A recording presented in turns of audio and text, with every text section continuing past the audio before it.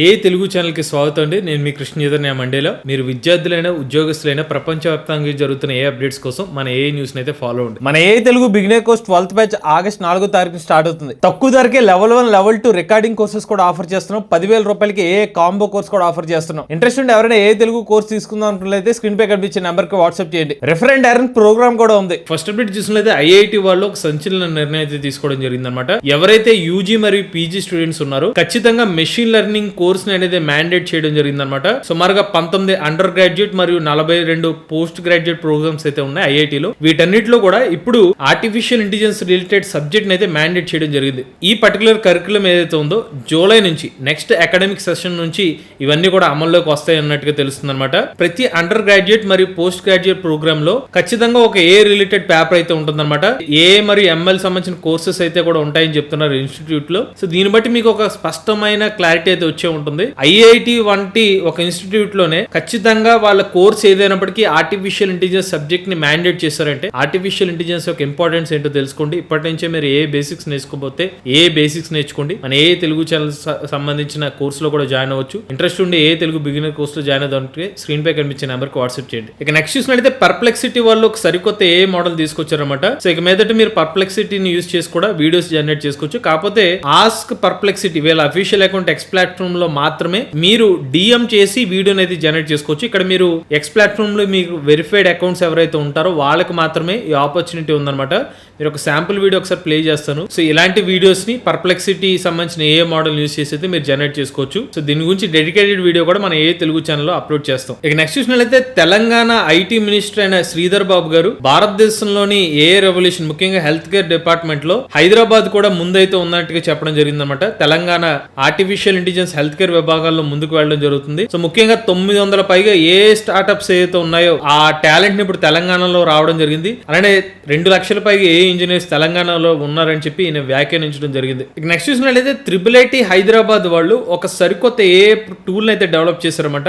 ఈ టూల్ వల్ల ఉపయోగం ఏంటంటే మన భారతదేశ వ్యాప్తంగా ఏదైతే రోడ్స్ ఉంటాయో ఆ రోడ్స్ లో పాట్ హోల్స్ ని డిటెక్ట్ చేయడం కోసం ఒక లో కాస్ట్ ఏ టూల్ అయితే డెవలప్ చేయడం జరిగింది. ఆ ప్రాజెక్ట్ లో ప్రొఫెసర్ సివి జవహర్ గారు అయితే ఉండడం జరిగింది అనమాట. కేవలం పాట్ హోల్స్ ని డిటెక్ట్ చేయడం కాదు, ఆ రిస్క్ ని తగ్గించే విధంగా ఈ మోడల్ అయితే వర్క్ అవుతున్నట్టుగా చెప్తున్నారు. వీళ్ళు డాష్ గేజ్ అనే ఒక ఏ టూల్ అయితే డెవలప్ చేశారన్నమాట. ఈ డాష్ గేజ్ ఏదైతే ఉంటుందో డ్రైవర్లకు సంబంధించిన కార్లు కానివ్వండి, బస్సులు కానీ, ట్రక్కులకు సంబంధించిన ప్రాంతంలో డ్రైవర్ ని ఫేస్ చేసే విధంగా ఈ టూల్ అమరుస్తారన్నమాట. ఈ టూల్ యాక్సిడెంట్స్ అవ్వకుండా ఆ పర్టికులర్ డ్రైవర్ ని అలర్ట్ చేసే విధంగా ఈ టూల్ అయితే వర్క్ అవుతుంది అనమాట. అలానే ఐరాస్ట్ అనే ఒక సరికొత్త ప్రోగ్రామ్ కూడా తీసుకొచ్చారు. ఇవి రియల్ టైం డ్రైవర్ అలర్ట్స్ అయితే ఇస్తుందని చెప్తున్నారు. రోడ్ సేఫ్టీని పెంచే విధంగా అయితే ఈ మోడల్ వర్క్ అవుతుందని చెప్తున్నారు. ఇక నెక్స్ట్ చూసినట్లయితే తాజాగా ఎన్విడియా సిఇఓ జెన్సన్ హాంగ్ గారు మాట్లాడుతూ ఒక విషయం చెప్పారనమాట. ప్రెసెంట్ ఇప్పుడు ఒక కొత్త ప్రోగ్రామింగ్ లాంగ్వేజ్ వచ్చింది, అది ఏంటో తెలుసు అని చెప్పారు. కొత్త ప్రోగ్రామింగ్ లాంగ్వేజ్ పేరే హ్యూమన్ అని చెప్పారు అనమాట. సో దీనికి కారణం ఏంటంటే చాలా మందికి C++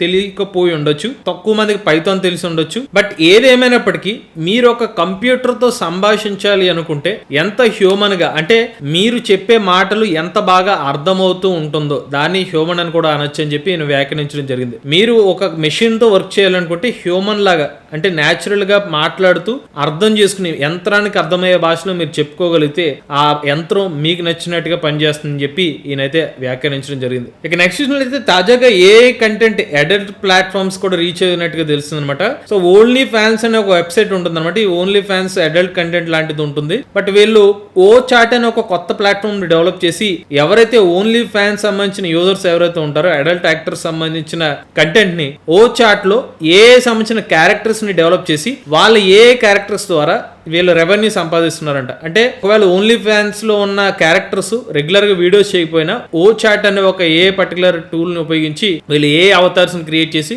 ఎల్లవేళలా దానికి సంబంధించిన కంటెంట్ అయితే జనరేట్ చేస్తున్నమాట. సో ఏ టెక్నాలజీని ఎవరు ఏ విధంగా వాడుకోవచ్చు అని చెప్పి ఈ రిపోర్ట్ ద్వారా మనం అర్థం చేసుకోవచ్చు. ఈవెన్ ఓ చాట్ ని ఎవరైనా వాడుకోవాలన్నా కూడా ఒక యూజర్ నెలకి ఒక 430 రూపాయలు పే చేయాలంట. అలా పే చేసినప్పుడు మాత్రమే ఆ యూజర్ సంబంధించిన వీడియోస్ అయితే చూడొచ్చంట. నెక్స్ట్ అయితే the digital news publishers association DNP డిఎంపిఏ వాళ్ళు తాజాగా ఒక స్ట్రాంగ్ అపీల్ చేయడం జరిగింది అనమాట. కాపీరైట్ రిలేటెడ్ ప్రొటెక్టింగ్ కానివ్వండి, లేకపోతే ఎవరైతే ఆర్టికల్స్ రాస్తూ ఉంటారో ఆ కంటెంట్ ని సేవ్ చేయాలి. ముఖ్యంగా ఆర్టిఫిషియల్ ఇంటెలిజెన్స్ సంబంధించిన మోడల్స్ తమ కంటెంట్ ని ఫ్రీగా యూజ్ చేసేసుకుంటున్నారు, మాకు కొన్ని రైట్స్ ఉంటాయని చెప్పి వీళ్ళైతే డిమాండ్ చేయడం జరిగింది అనమాట. సో ముఖ్యంగా ఏ సంబంధించిన మోడల్స్ ఎవరైతే జనరేటివ్ అప్లికేషన్ డెవలప్ చేస్తున్నారో వాళ్ళ పర్మిషన్ లేకుండా కంటెంట్ అయితే యూజ్ చేసుకుంటున్నారు, దాని మీద మాకు హక్కులు కల్పించాలి, కాపీరైట్ ఇన్ఫ్రింజ్మెంట్ ఇవ్వాలని చెప్పి వీళ్ళు అభ్యర్థించడం జరిగింది. వీళ్ళందరూ కలిసి ఒక సరికొత్త రెగ్యులేటరీ ఫ్రేమ్ వర్క్ ఫ్రేమ్ చేయాలని చెప్పి వీళ్ళు అభ్యర్థించడం జరిగింది అనమాట. ముఖ్యంగా ఈ డిజిటల్ ఎన్విరాన్మెంట్ లో చాలా వరకు తమ సొంత వర్క్ ఎవరైతే చేస్తూ ఉంటున్నారో, ముఖ్యంగా రైటర్స్ ఎవరైనా కానివ్వండి, కంటెంట్ డెవలపర్స్ ఎవరైతే ఉన్నారో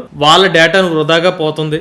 అంటే మేము ఎంతో కష్టపడి క్రియేటివ్ గా రాస్తే దాన్ని ఏ మోడల్ డిటెక్ట్ చేసి అనలైజ్ చేసి ప్యాటర్న్ కనుక్కుని మేము రాసే విధంగా ఆ మోడల్ రాసేస్తుంది, దానికి మాకు రైట్స్ కల్పించాలని చెప్పి వీళ్ళు కోర్టుకి అయితే చెప్పుకోవడం జరిగింది అనమాట. ఇక నెక్స్ట్ చూసినట్లయితే భారతదేశం ఆర్టిఫిషియల్ ఇంటెలిజెన్స్ రేస్ లో ముందుకు వెళ్ళిపోతున్నట్టు ఫార్చ్యూన్ ఇండియా రిపోర్ట్ చెప్తుంది అనమాట. సుమారుగా $10 బిలియన్ ఆసియా ఖండంలో అత్యధిక ఇన్వెస్ట్మెంట్స్ ఏదైతే ఉన్నాయంటే ఇది ఇండియా దేశానికి ఎక్కువ వచ్చినట్టుగా ఈ రిపోర్ట్ అయితే చెప్తుంది.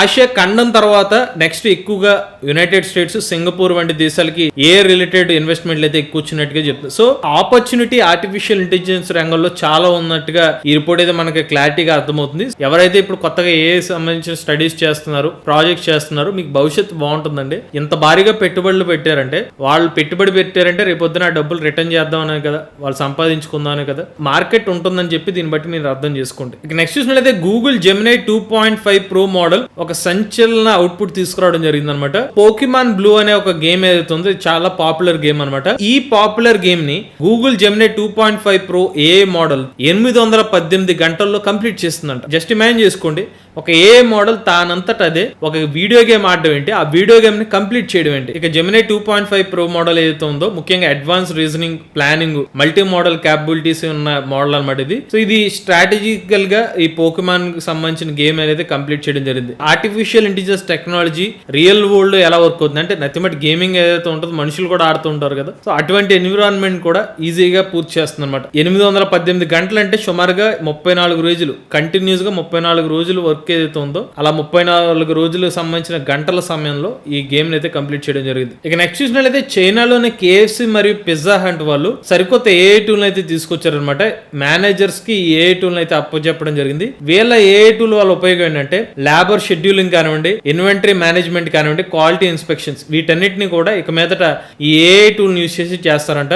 ఈ మోడల్ అయితే కంప్లీట్ గా డెవలప్మెంట్ ఫేజ్ అయితే కంప్లీట్ అయిపోయిందని చెప్తున్నారు. ప్రెసెంట్ పైలట్ టెస్టింగ్ జరుగుతుందంట. వన్స్ అయిపోయిన తర్వాత మొత్తం ఓవరాల్ గా KFC అవుట్లెట్స్ లో AI టూల్ అయితే అందుబాటులోకి రాబోతుంది. ఇక చివరి అప్డేట్ చూసుకున్నట్లయితే artificial intelligence technology prostate cancer detection ని మరింత మెరుగుపరిచేలా చేస్తుందన్నమాట. తాజాగా కొంతమంది సైంటిస్టులు ఎవరైతే రీసెర్చర్లు ఎవరైతే ఉన్నారో వాళ్ళు ప్రోస్టేట్ క్యాన్సర్ సంబంధించిన డాక్యుమెంట్స్ ఎవరైతే ఆ పేషెంట్ సంబంధించిన డాక్యుమెంట్ తీసుకుని వాటిని అనలైజ్ చేశారన్నమాట. ఈ అనలైజేషన్ లో భాగంగా కొంతమంది నిజమైన మనుషులతో అనలైజ్ చేశారు, కొంత డేటాని AI సంబంధించిన మోడల్స్ యూస్ చేసి ఆ ఇమేజెస్ ని స్కాన్ చేయించారు అనమాట. ఓవరాల్ గా 360 మంది పురుషులు ఎవరైతే ఈ ప్రోస్టేట్ క్యాన్సర్ సంబంధించిన ఎగ్జామినేషన్ చేయడం జరిగింది. వీళ్ళ డేటాను కొంతమంది హ్యూమన్ డాక్టర్స్ అనలైజ్ చేశారు, కొంత పర్సెంటేజ్ ఏమో AI తో కూడా అనలైజ్ చేయడం జరిగింది. ఈ ఓవరాల్ డేటాలో ఎక్కువ శాతం ఆర్టిఫిషియల్ ఇంటెలిజెన్స్ టెక్నాలజీ ద్వారా అనలైజ్ చేసిన డేటా మరింత యాక్యురసీగా సమాధానం చెప్పగలిగింది అనమాట. సెన్సిటివిటీలో 96.8%, స్పెసిఫిసిటీలో 50.1% తో ఈ ఓవరాల్ గా రిపోర్ట్ ఇవ్వడం జరిగింది. ఇవి లేటెస్ట్ అప్డేట్స్ అండి. లేటెస్ట్ ఏ కరెంట్ కోసం ఏ తెలుగు ఛానల్ సబ్స్క్రైబ్ చేసుకోండి.